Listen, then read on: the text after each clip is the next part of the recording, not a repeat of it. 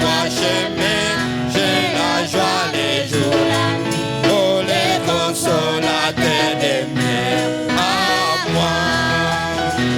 Oh, il est avec moi partout et connaît tous mes soucis. Je suis libre comme un oiseau. Le Saint-Esprit me console. Jésus satisfait mon âme, le consolateur des mères. Chantons, il demeure, il demeure. Alléluia, il est avec moi. Ma chance, il est toi chemin, de la joie les jours à vie. Les consolateurs de Dieu à moi.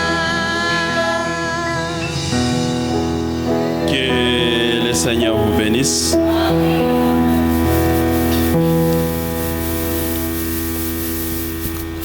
Que le Seigneur vous bénisse. Pendant que nous sommes debout, Kati tungali nasima, nous sommes dans Genèse chapitre 18. tuko ndani ya kitabu ya Mwanzo sura 18.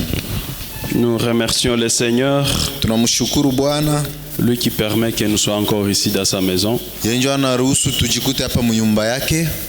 qui n'est pas content de se retrouver ici dans la Nani maison du mwenye Seigneur. hafurahi kuona iko hapa mnyumba ya Mungu? Et si on est content, est-ce qu'on peut acclamer pour le Na Seigneur? kama tunafurahi, tunaweza shangilia Bwana. Je salue la présence de tout et chacun dans le nom du Seigneur Jésus. Salimia uwepo wa kila mmoja wetu mjina la Bwana Yesu Kristo. Je salue la présence des hommes de Dieu dans le nom du Seigneur Jésus. Salimia uwepo ya watumishi ya Mungu mjina la Bwana Yesu Kristo. La présence de l'homme de Dieu Ghislain, que Dieu vous bénisse. Uwepo ya mtumishi wa Mungu Gisle, Mungu akubariki. Que sa présence soit bénie au milieu de nous. Uwepo wake barikiwe miongoni mwetu. Et je crois que vous serez bénis encore ce soir. Na mimi naamini kama mtabarikiwa tena magharibi ya leo. L'Éternel lui apparut parmi les champs de Mamré, Bwana akamtokelea kwenye milima ya Mamrea. comme il était assis à l'entrée de sa tente Vile alikuwa anaikala kumlango ya hema yake pendant la chaleur du jour. wakati ya joto ya mchana. Il leva les yeux et regardant, et voici 3 hommes étaient debout près de lui. Akainua macho na akaangalia wanaume 3 biko mbele yake. Il le vit, Akawaona, il courut au-devant d'eux akakimbia mbele zao depuis l'entrée de sa tente et se prosterna à terre. tokea mlango ya hema lake na kusujudu, Et il dit, na akasema, Seigneur. Bwana. Dans d'autres traductions, on dit Elohim. Mwingine mageuzi wanasema Si Elohim. j'ai trouvé grâce à tes yeux, Nikipata neema mbele ya macho yako, ne pense point, je t'en prie, loin de ton serviteur. usipite mbali na mtumishi wako na kusii. Permettez qu'on apporte un peu d'eau pour laver tes pieds Uruhusu walete maji kidogo kuosha migulu yako, et reposez-vous sous cet arbre. na mupumuziki hapa kwa hii muti. J'irai prendre un morceau de pain pour fortifier votre cœur. Naenda wakaletea tonge ya ugali niwatie nguvu, Après quoi, vous continuerez votre route, kisha mutaendelesha njia yenu, car c'est pour cela que vous passez près de votre serviteur. kwa sababu ni kwa ile ndio maana mnapita karibu na mtumishi Ils wenu. répondirent, Wakajibu, fais comme tu l'as dit. we ufanye gisi unavisema. Nous prenons Apocalypse chapitre 10. Tunakamata Ufunuo sura 10.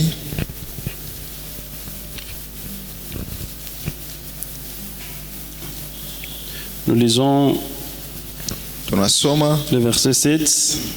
mstari wake wa 7. Mais qu'au jour de la voix du 7e ange, Lakini kwa sauti ya malaika wa siku za malaika wa 7, quand il sonnerait de la trompette, wakati atakapopiga baragumu, les mystères de Dieu s'accompliraient comme il a annoncé à ses serviteurs le prophète. siri za Mungu zitatimia gisi alitangazia watumishi wake manabii. Amen. Que le Seigneur bénisse la lecture de sa Amen. parole. Bwana ongeze mibaraka kwa usomi wa neno lake. Vous pouvez vous asseoir. Tunaweza ikala. Nous sommes toujours dans notre sujet. Tungali tu mwa ile somo yetu. Ça fait 4 mois que nous sommes en train de décortiquer sur ça. Isha kuwa sasa juma ine tuko tunagusia pale. Nous parlons sur la manifestation du Fils de l'homme. Tuko tunasema juu ya ile kuzirika ya mwana wa Adamu. Est-ce que nous sommes là? Bandugu tuko pale. Je pense que chacun de nous, il peut comprendre c'est quoi la manifestation du Fils de l'homme. Nawaza mpaka hapa kila mmoja wetu anaweza elewa ile zihirisho ya ule mwana wa Adamu njoo nini. Nous avons vu qui est le Fils de l'homme. Tuliona ule mwana wa Adamu njoo nani. Frère Branham, il a défini le Fils de l'homme. Ndugu Branham alichambula ule mwana wa Adamu. Il a dit que le Fils de l'homme c'est Dieu lui-même. Alisema yule mwana wa Adamu njoo Mungu yeye peke. Le Fils de l'homme, il s'appelle également le Messie. Yule mwana wa Adamu anaitwa pia Masia. Quand on parle Messie et Fils de l'homme, ce sont deux mots mais qui signifient une même chose. Sasa nasema Masia wala mwana wa Adamu ni matamshi mbili lakini inamaanisha kitu kimoja. C'est là que Frère Branham il nous a dit Njoo ndugu Branham atuambia que quand on parle de un fils de l'homme, asema sasa unasema juu ya mwana wa Adamu fulani, ça c'est un prophète. ule ni nabii. Mais quand on parle du Fils de l'homme, Lakini sasa anasema juu ya yule mwana wa Adamu, là il est Dieu lui-même. pale ni Mungu mzima yeye peke. Et nous avons vu que le Fils de l'homme, Na tuliona kama yule mwana wa Adamu bien que c'est Dieu lui-même, hata kama yeye ni Mungu mwenyewe, mais c'est Dieu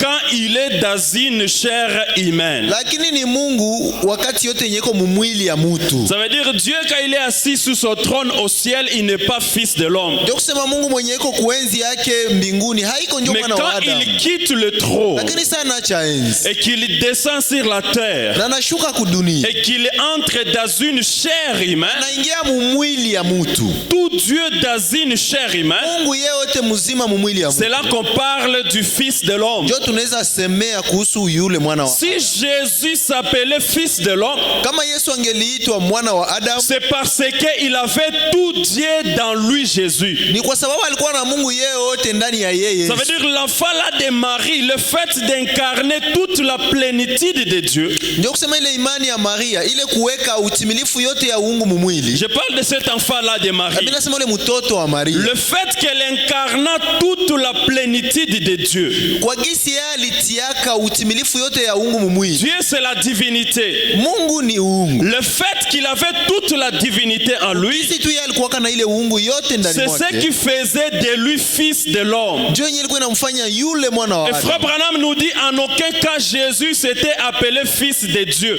Na ndugu Branham anasema hakuna hata siku moja Yesu alijiitaka mwana wa Mungu. Bien qu'il était fils de Dieu, Hata kama alikuwa mwana wa mais Mungu. il était fils de l'homme. Lakini alikuwa mwana wa Parce Adamu. que tout Dieu était dans une chair humaine. Kwa sababu Mungu yeye yote alikuwa ndani ya mwili ya mtu. Et c'est par là que nous avons vu que l'aspect doctrinal Ndio maana tuliona kama kwa ngambo ya kimafundisho consistait en voir toute la divinité dans un homme. ilikuwa tu inatuleta kuona uungu yote ndani ya Et on mtu. a pris, je pense, des semaines en train de décortiquer là-dessus. Lakini tulimaliza juma yote mbili tuko nasemea juu Et ya. nous avons vu que le Fils de l'homme, il n'est pas seulement cette divinité dans un homme, Tuliona kama ule mwana wa Adamu haiko tu ile uungu ndani ya mtu. mais il est aussi autre chose. Lakini ni bitu ingine ya C'est là que mingi. nous avons vu que le Fils de l'homme a plusieurs aspects. Ndio tukaona kama yule mwana wa Adamu iko na umbo mingi Il y sana. a seulement des prédicateurs qui se limitent à parler seulement de Dieu dans la chair humaine. Unakuwaka wahubiri bamoya wanaishia tu kwa kimafundisho kusema Mungu Ils se mwili ya limitent mtu. seulement à parler de Dieu qui discerne les pensées. Wao wanaishia tu kwa ule Mungu wa kupambanua mawazo. Or, le Fils de l'homme, il est plus que Dieu discernant les pensées. Japo ule mwana wa Adamu iko zaidi ya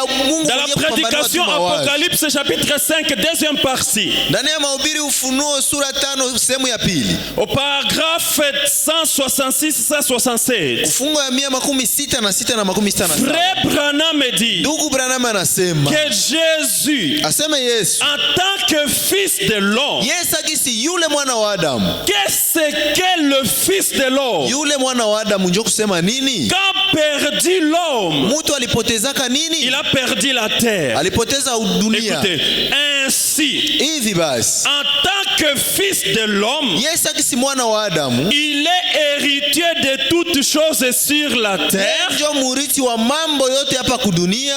Tout ceci, Ile yote il les détient et il doit nous les rendre. iko nayo mumikono na napasha iturudishia. Le Fils de l'homme, il n'est pas seulement Dieu dans la chair humaine. Mungu, mwana wa Adamu haiko tu Mungu mumwili ya mtu. Au-delà d'être être Dieu dans la chair humaine, zaidi ya yeye kukuwa Mungu Frère mumwili ya Branham Mungu. dit, il est aussi héritier de toutes choses sur la terre. Ndugu Branham anasema pia ni murithi wa mambo yote hapa kudunia, Avec comme mission de nous rendre ces choses. akiwa na kazi ya kuturudishia C'est ile là que mambo. nous avons vu que l'Église, pour qu'elle entre en possession de toutes choses, Ndio kwenye tuliona kama kusudi kanisa ingie kumiliki mambo il yote, faut que cette Église soit en présence du Fils de l'homme. ilibidi ile kanisa ikuwe ndani ya uwepo ya yule Parce que mwana wa là, Frère Adamu. Branham nous dit, le Fils de l'homme, il détient toutes choses. Juu ndugu Branham anamaliza tuambia kama yule mwana wa Adamu iko na mambo Et yote. quand nous entrons dans Psaume 15, Na sasa tunaingia ndani ya Zaburi 115. le verset 16, la Bible dit Mstari wa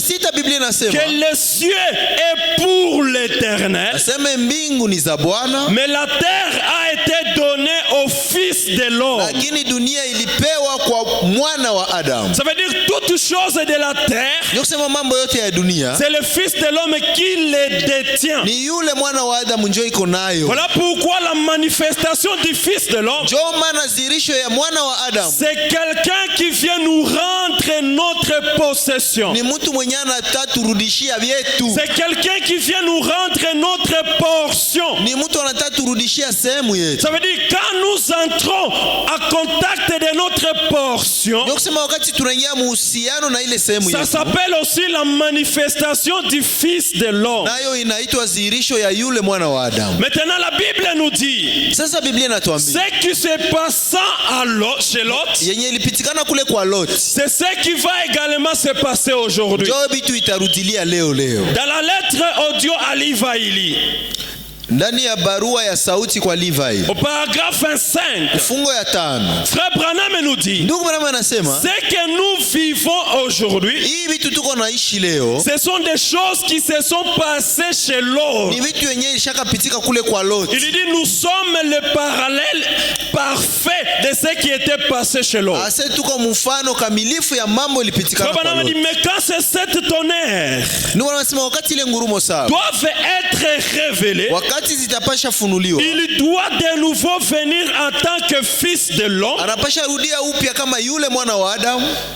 Ça signifie quoi? Ndio kusema nini? Frère Branham dit, c'est le même Saint-Esprit qui est de nouveau dans la chair humaine. Ndugu anasema ni ule Roho Mtakatifu akiwa upya ndani ya mwili ya mtu, Un parfait parallèle de Sodome où Dieu était manifesté dans un être humain. mfano ya kweli kweli kabisa kabisa na Sodoma kwenye Mungu Ça alionekana veut kama dire mwili ya les mtu. choses qui s'effectuent aujourd'hui, Ndio kusema mambo iko nafanyika leo c'est le même Saint-Esprit dans un homme. ni ule Roho Mtakatifu ndani ya mtu, Parfait parallèle de Sodome. mfano kamilifu ya Sodoma. Et là nous venons lire dans Genèse 18. Na kwenye tunaweza soma ndani ya Mwanzo sura Au 18 verset 1, la Bible nous dit Abraham, il était sous les chaînes de Mamré. pale kumstari ya kwanza wanatuambia Ibrahimu alikuwa anapumzika Et kumilima ya pendant qu'il Mamre. était assis sous la chaleur du jour, Wakati alikuwa na keti chini ya kifukuti il a ya vu mchana, trois hommes. akaona bashamuka tatu. Et Abraham, Na Ibrahimu il a appelé les trois hommes mon Seigneur.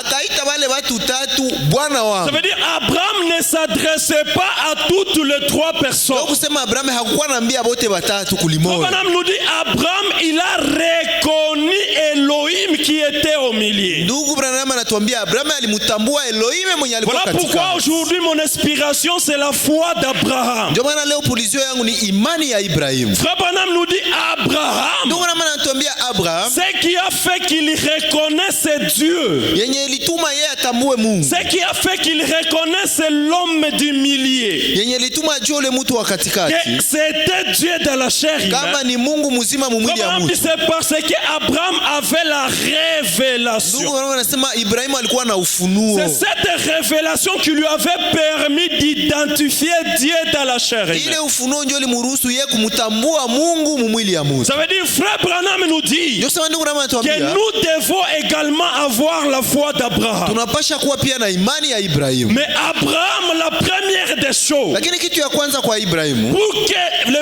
le Fils de l'homme se manifeste chez lui, usudi ule mwana wa Adamu azirike ce kwake, qui a déclenché cela, yenye ilichokoza ile c'était la révélation. ilikuwa ni ufunuo. Ça veut dire nous également, Ndio kusema anashie pia pour que nous entrions en contact du Fils de l'homme, usudi tuingie muhusiano na yule mwana wa pour que Adamu, nous voyions la manifestation du Fils de l'homme, l'homme. kusudi tupate kuona La zirisho ya mwana wa première Adamu. des choses que nous devons avoir, Kitu ya kwanza tunapasha kuwa c'est nayo la révélation. ni ufunuo. C'est là que d'exposer page 13. Ndio pale ndani ya maelezo sura 13. Frère Branham dit Ndugu Branham que anasema la révélation est un facteur de l'importance capitale. anasema ufunuo ni kitu ya umuhimu ya sana. Il dit nous devons demander la révélation plus que toute autre chose. Anasema tungelipasha kuwa nalomba ufunuo kushinda kila kitu. Abraham n'allait pas recevoir Elohim chez lui sans la révélation. Abraham hangepokeaka Elohim kwake kama Ça hangekuwa veut na dire la ufunuo. première des choses, Ndio kusema kitu ya kwanza. nous devons avoir la révélation. Tunapasha pata ufunuo. Et la deuxième Na chose, kitu ya pili, Abraham, il a fallu qu'il ait la foi. ilibidi Abraham akuwe na imani. C'est cette foi qui va placer Abraham dans les promesses de l'heure. Ile imani njoo iliweka Ibrahimu ndani ya ahadi ya saa. Écoutez ce que Frère Branham dit. Sikia wenye ndugu Branham anasema. Nous continuons là où nous nous sommes arrêtés les mercredis. Tunaendelesha pale kwenye tulishia siku ya tatu. Frère Branham dit ceci: dans la prédication, ta postérité possédera les portes de l'ennemi. Ndugu Branham anasema hivi ndani ya mahubiri, uzao yako itamiliki milango ya Paragraphe maadui. 32, Frère Branham dit, Funga 32 ndugu Branham il est en anasema train de prier, oh Seigneur, iko naomba, anasema Bwana, envoie ton ange ce soir. tuma malaika wako magharibi ya leo. Est-ce que les gens sont là avec moi? Batu wiko hapa na mie. Frère Branham dit, envoie ton ange ce Ndugu soir. Branham anasema tuma malaika wako jioni ya leo. Pas l'ange Gabriel, Haiko malaika pas Gabriel. Michael. Haiko Il Michael. dit, c'est glorieux ange, Anasema ule malaika tukufu, le Saint-Esprit, Roho Mtakatifu qui était descendu sous la forme d'un homme avant la destruction de Sodome. mwenye alishukaka kuumbo ya mutu mbele Sodoma ibomolewe. Frère Branham prie. Ndugu Branham iko Il nous naomba, dit l'homme que Abraham a rencontré. anasema ule mutu Abraham alikutanana na L'homme que Abraham a donné du steak. ule mutu Abraham alichomeaka nyama. Frère Branham nous dit que Dieu nous envoie cet ange. Ndugu Branham anasema Mungu atutumie yule malaika, Cet ange qui était descendu avant la destruction de ule Sodome. malaika mwenye alishukaka mbele Sodoma ya C'est lui que Abraham a adoré et a appelé Dieu Elohim. jo mwenye Abraham aliabudiaka na kamuita Mungu Elohim, Sachant que Dieu tabernaclait dans la chair de cet homme akijua kama Mungu alikuwa anafanyika qui avait maskani mwili ya ule mangé mutu et qui avait bidilé. na akakunya maziwa. Écoutez, Sikie, oh Seigneur, oh Bwana, que cet ange qui était dans cet homme ce jour-là ule malaika mwenye alikuwa kama ule Bwana ile siku puisse simplement envelopper chaque personne qui se retrouve ici. afunike kila mutu mwenye anajikuta hapa sasa. L'homme de Genèse 18, Ule mutu wa Mwanzo sura 18, Elohim lui-même. Elohim yeye Frère peke. Branham nous dit Ndugu mama que anatuambia cet ange ne reste pas seulement dans l'homme de Malachie 4. ule malaika habakie tu mumutu wa Malaki sura L'homme 4. Branham ne veut pas seulement rester avec l'ange.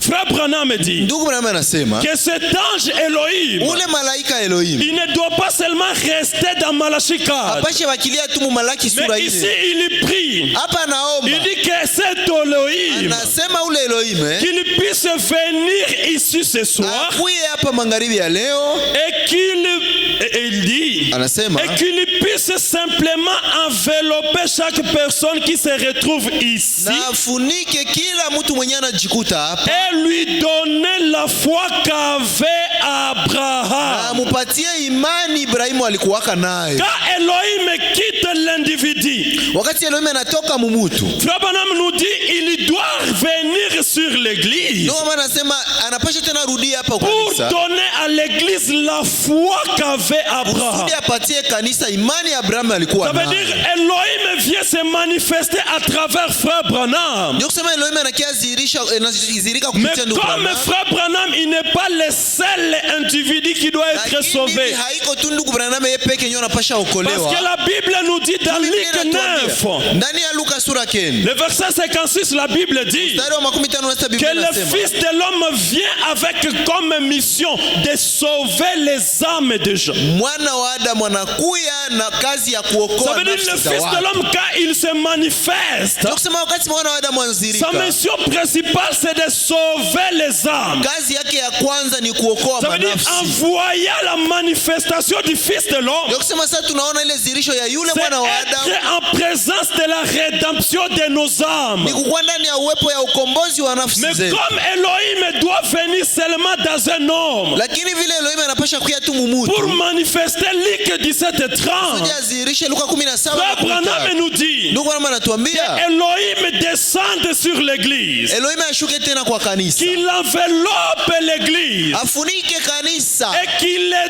donne la foi qu'avait Abraham. na bapatie imani Abrahamu alikuwa Ça veut dire nayo. pour entrer en possession de la manifestation d'Elohim, Ndio kusema kwa kuingia kwa ile kumiliki uzirisho ya pour Elohim, avoir les évidences de la présence d'Elohim, wala kuwa na ile bionesheo ya uwepo wa c'est tout Elohim. d'abord avoir la foi qu'avait Abraham. Ya kwanza ni kuwa na imani Abrahamu alikuwa nayo. Qu'est-ce que Abraham croyait? Abrahamu yeye alikuwa naamini nini La Bible sasa? nous dit dans Genèse 18, le verset 2 à 3, Biblia inatuambia ndani ya Mwanzo que 18 quand Abraham a vu les trois hommes, asema wakati Abrahamu aliona wale watu Abraham, tatu, il a couru vers ces gens Abrahamu akakimbilia wale watu et il a adoré l'homme. na akaabudu ule mtu. Frère Branham dit quand Abraham il a vu Elohim, Ndio maana anasema wakati Abrahamu aliona il n'a Elohim pas attendu un mois pour adorer. hakungoyaka mwezi mzima iishe Frère juu Branham anze nous dit la abudu. foi qu'avait Abraham Ndio maana anasema imani ya Abrahamu et alikuwa nayo qu'immédiatement, pale pale, après avoir vu Dieu dans la chair humaine, kisha yeye kuona Mungu mumwili ya Mungu, après avoir vu Elohim, kisha kumwona Elohim il s'est prosterné et il a adoré. akasujudu na kuabudu. Dans Jéhovah Jireh, le paragraphe 32, Ndani ya Yehova ile fungo ya 31, Abraham assis dans cette contrée stérile, Abrahamu anaikala mwile ngambo ya utasa, il faisait ce que Dieu lui avait dit de faire. alifanyaka kitu Mungu alimwambia Maintenant, écoutez, afanye. un jour, Siku moja pendant qu'il était assis sous les chênes, wakati anaketi kwenye milima, il lui était arrivé de regarder et il vit trois hommes. ikamfikia atazame na kuona watu tatu. Est-ce que vous êtes là? Mungu pale, Frère Branham dit, ndio anasema il a vu trois hommes aliona watu tatu, et en regardant ces hommes, na saa aliyekuwa anaangalia wale watu immédiatement, pale pale, il ne lui a pas fallu attendre tout un mois. haikumubidi angoe mwezi mzima, Immédiatement, pale pale étant un homme rempli de l'esprit, yeye sasa mtu mwenye anajazwa na il a roho reconnu les deux comme étant le Dieu tout-puissant. akatambua moja wao kama ni Mungu muweza yote. La foi qu'avait Abraham, Imani Abrahamu alikuwa et nayo, qu'il pouvait voir un homme comme moi ici ce soir, angeliona tu kama mtu samia hapa mais magharibi, au-delà de cet homme, lakini zaidi ya kale kama mtu Abraham savait qu'il était Dieu. Abrahamu alikuwa anajua kama ni Mungu mzima. La révélation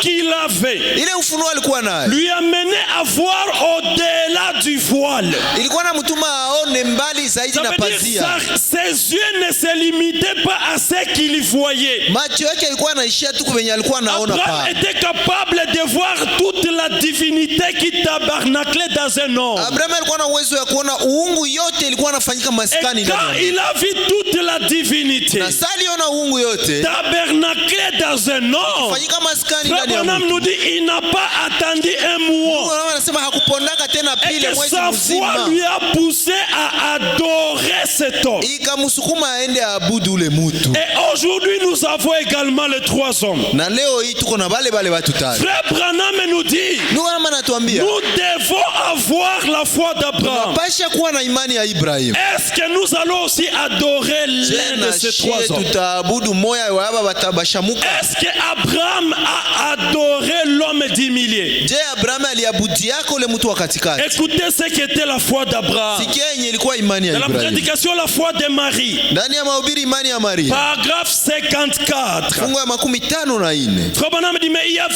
un ange qui était resté là avec l'église Élie Abraham. Ndio anasema kulikuwa mwanaume mmoja alibakia na kanisa teule Et ya il a Abraham. dit, Abraham, où est ta femme Sarah? Akauliza Abraham, bibi yako Sara iko wapi? Et je saute et elle va rajeunir et avoir cet enfant. Atakuwa kijana na atakuzalia ule mtoto. Écoutez, Abraham l'a appelé Elohim. Abraham akamuita Elohim. Écoutez maintenant, Sikia sasa. pas l'homme qui était assis là, Hapana ule mtu mwenye alikuwa anaikala pale. mangeant du steak, Iko natafuna minofu ya nyama. buvant du lait, Na iko nakunya maziwa. mangeant du pain de maïs. Iko nakula bugali ya muinzi. C'était plutôt l'esprit qui était en lui. Lakini ni ile roho yenye ilikuwa mwa ule mtu. Quand Abraham a adoré l'homme de Genèse 18, Wakati Abraham Abraham aliabudu ule mtu wa mwanzo Frère sura ya Branham 18. nous dit, Ndugu Branham il anatuambia n'a pas adoré l'homme. hakuabudu ule mtu mwili. L'homme qui a mangé du steak. Ule mtu mwenye anakula nyama L'homme pale. qui a bu du lait. Mtu mwenye alikunywa maziwa. Mais il a plutôt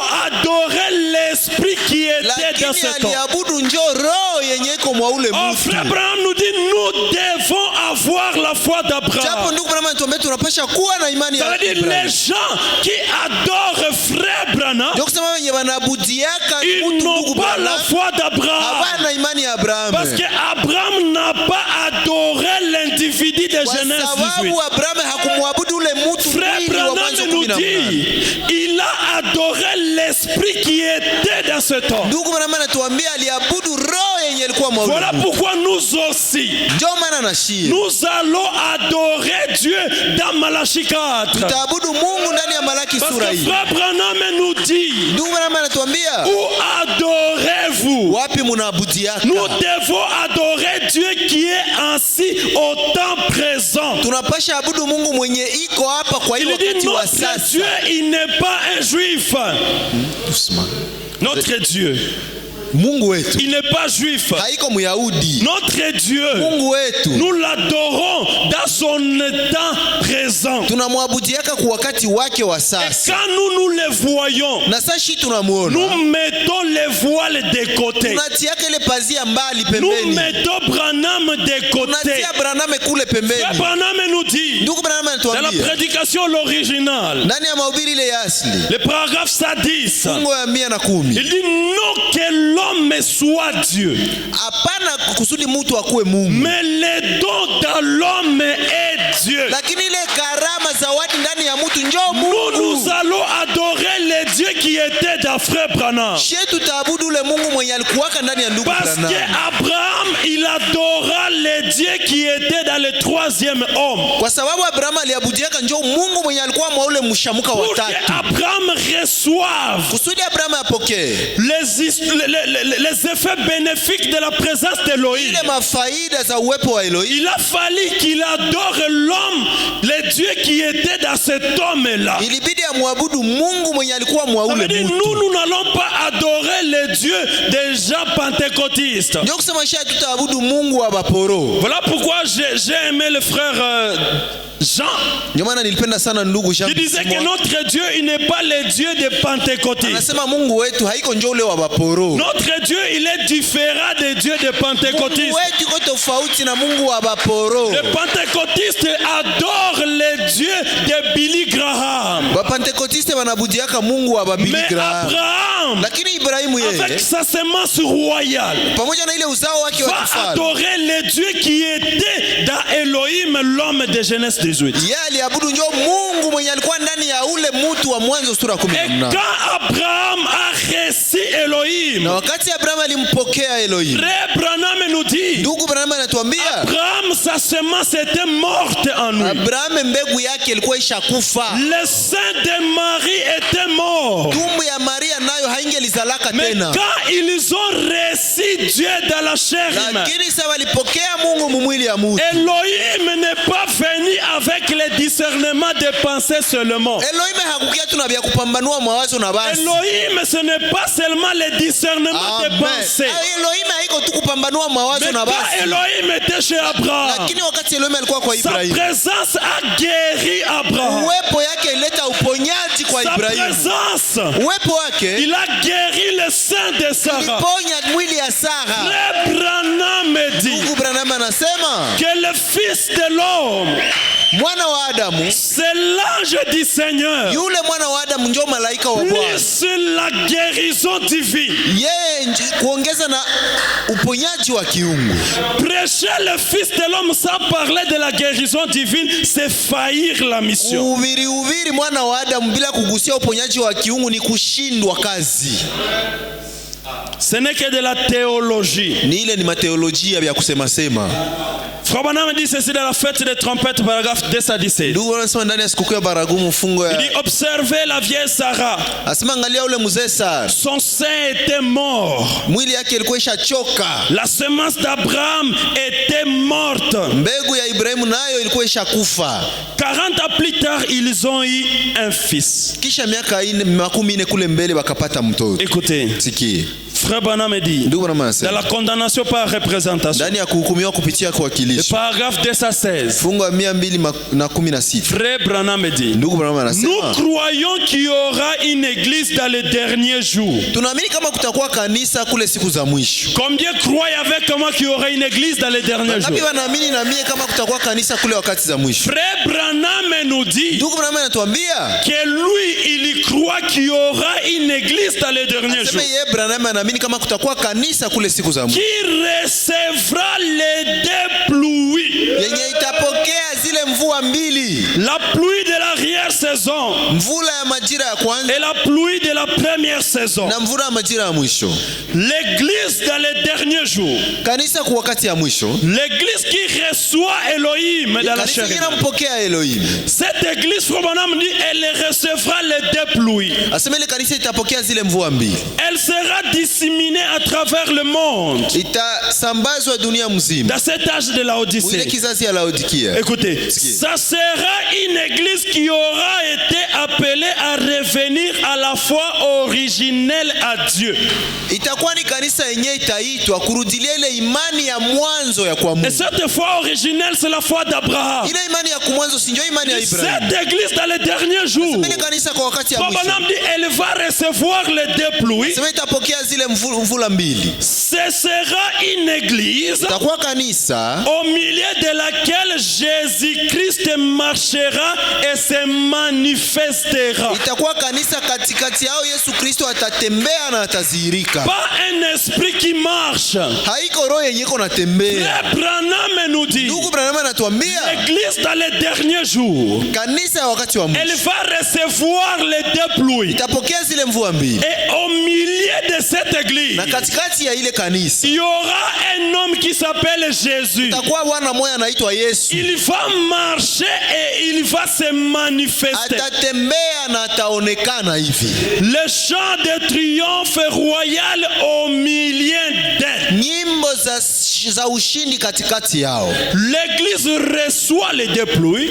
Kanisa inapokea zile mvua Et mbili, au milieu de cette église, na il y katikati aura ya ile un kanisa homme kutakuwa mtu qui s'appellera Jésus. ataitwa Yesu. Il va marcher et il va se manifester. Atatembea na Maintenant, atazihirika. frère Branham, Sasa ndugu Branham, c'est quoi les deux pluies? ile mvua mbili njoo nini? Je suis dans la prédication, le discernement de l'esprit. Niko ndani ya mahubiri upambanuzi wa roho.